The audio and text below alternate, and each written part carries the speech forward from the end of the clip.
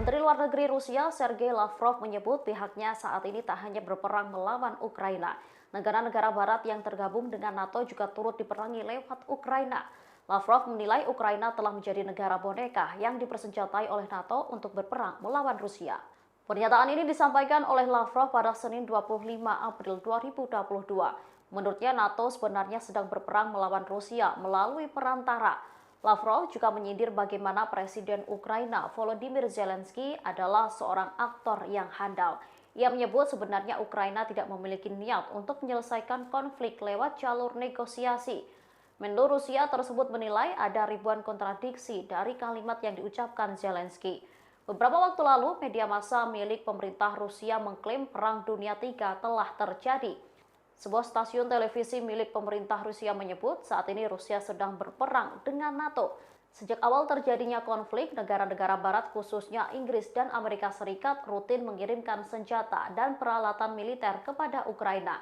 Selain itu, AS telah meningkatkan keterlibatannya dalam krisis Ukraina dengan lebih banyak memasok senjata ke Kiev.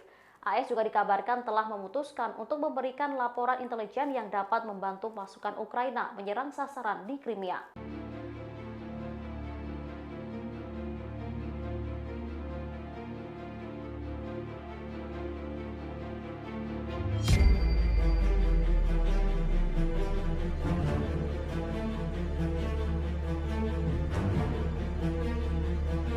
NATO leaders agreed that we must and will provide further support to Ukraine, helping to uphold their fundamental right to self-defense. Allies are also equipping Ukraine with significant military supplies, as well as substantial financial and humanitarian aid. Today, we agreed to do more.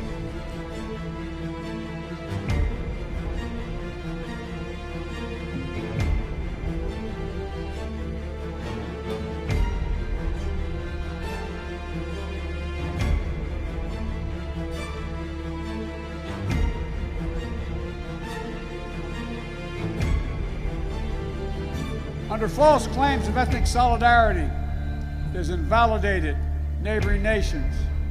Putin has the gall to say he's denazifying Ukraine. It's a lie. It's just cynical. He knows that. And it's also obscene. President Zelensky was democratically elected.